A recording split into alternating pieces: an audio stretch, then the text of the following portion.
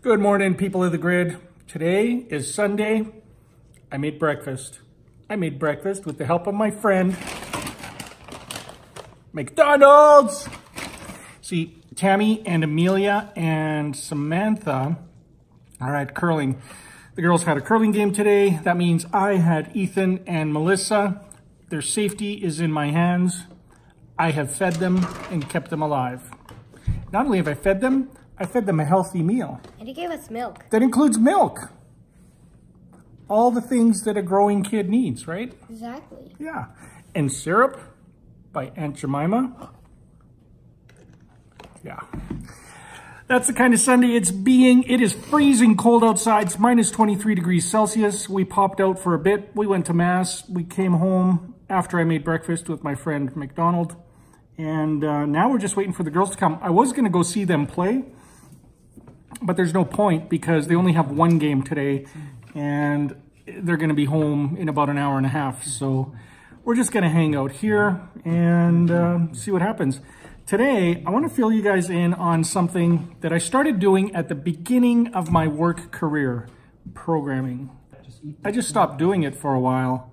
Now I'm getting back into it. And it is super exciting because the stuff that I'm exploring and doing is pretty awesome. It has taken me into the realm of time.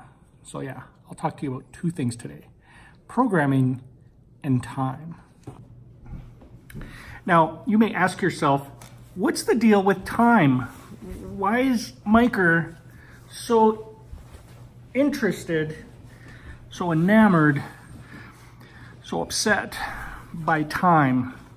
From a programmatic perspective, no, even from a human perspective, time has kind of been our nemesis. Not because we don't have enough of it, not because it goes by so quick. Just simply the pure, simple tracking and keeping of time is a very complex thing. We all take it for granted because most of our computers, most of our phones, most of our devices, other than our old, microwaves and cars and stuff, they don't change time automatically, but the new stuff does, and it does a pretty good job.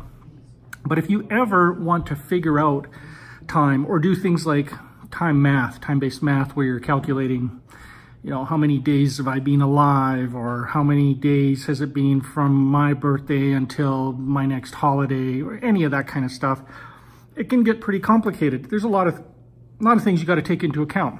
See, we've run through a number of different time systems. Right now we use the Gregorian calendar and method of timekeeping, the 365 days a year, 12 months in a year. We do leap years every 4 years to compensate for the Earth's rotation around the sun and adding time and minutes or losing time. And we fix all of that with these kludges. But when you have to calculate time with a program, with writing code, it gets really ugly. So not only that, we've got places in the world that do daylight savings time and some that don't. We've got places in the world that are all time shifted from Greenwich Mean Time, and some that are shifted by an even hour, some that are shifted by not an even hour. And so you've got to calculate that. It's very complicated is what I'm getting at. And the reason I ran into this is I started a little sort of endeavor to get a lot deeper into coding. See, when I was away on training with my current job, during the breaks, I set up some cloud servers. Some servers in the cloud, they're just web hosting, lamp stack stuff. Set them up, build a real simple web page. It was just proof of concept stuff. How long would it take me to deploy a server to the cloud, to deploy some web content up there that the world could see? Turns out it's 15 minutes or less. I mean, you could do it in 10 minutes or less, 5 minutes if you kind of really know what you're doing. That's pretty good. And so having that up there got me thinking, well, gee, if it's that easy to deploy servers, it's got to be just as easy to deploy services, and it is. So deploying a web service, deploying a database service, deploying a human capital management system service, a CRM service, I mean, you name it, it's not that complicated to get it up there and then to access it programmatically with whatever device you're using. And that got me kind of off on another side tangent. See, Ethan has got a calculator. He's got a calculator. The TI Plus 84 TI 84 Plus CE. does some graphing stuff, some cool math stuff, some algebra stuff, and built in, it has BASIC, the basic programming language. Now, it took me back to way back when I was a little micer. I had a similar calculator, but mine wasn't a TI, it was a Casio. It was sideways. The display was across the top. It had a full QWERTY keyboard. It did all the calculatory stuff. It also had BASIC. I used that at school. I would program in math formulas because I really hated remembering stuff. I mean, I could when I had to, but I preferred programming the formulas into my calculator. And then if I knew, I was presented the math question, I would just punch in the values and my formula would double check my math work. So it was a really nice way to learn and at the same time play with code on a teeny device like this. I've always loved mobility. So Ethan starts playing with this. He's showing me these programs he's writing, and then he's getting into writing a text game. Now, some of you may remember way back, we used to have these text adventure games by Infocom. They were hands down the best produced games out there. I think they're still some of the best that exist even today. And that was back from like the 80s or maybe even before. No, they've been around since even before that. The Zork Adventures and just tons of cool stuff. So while he's writing this, I thought, it'd be good to introduce Ethan to some advanced programming stuff. And I was thinking, how can I do that? There's a number of different teaching languages. There's Pascal, way back in the day we used to use. Nowadays we use Java, Python, that type of stuff.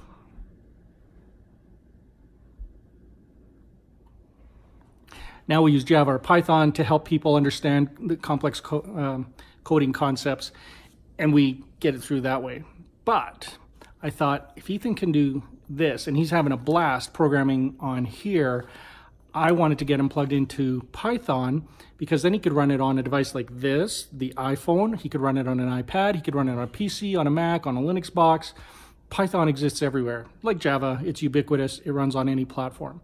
So then he could have a lot more flexibility, not to mention he's going to run into memory constraints with this. You can only have so many variables on this guy, whereas on the iPhone or any other device, it's unlimited.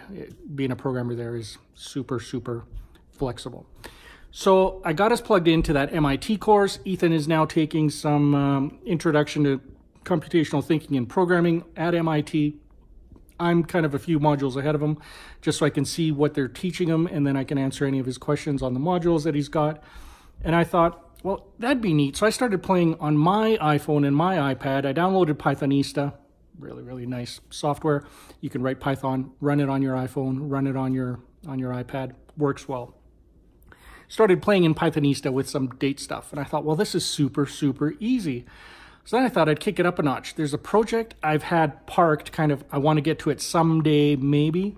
And it was on my Mac, writing an app for the iPhone that involved calculating some time stuff. And so I've started doing that. And the strange thing is that using the time and calendar constructs, the classes on the Mac, is actually way more complicated than it is doing it in Python. See, in Python, in both, I can get the time. That's no problem. Getting current time, no problem. Taking current time and formatting it to look pretty any way you want to present it to the user, also no problem. But doing some funky math stuff with that time, it was a lot easier in Python than it's been in Swift, which is what I'm using to write my little iPhone app. So I'm gonna let you guys in on when it's ready, I'll let you know. It's a neat little app. It's a whole new way of doing time.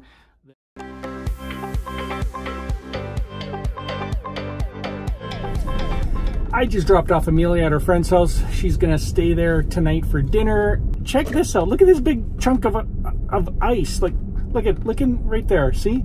That is a big chunk of ice that falls off vehicles all over the place on our roads. You got to watch out for that stuff, because it can be 6, 7, 8 inches tall, a chunk, especially if it falls off a pickup truck.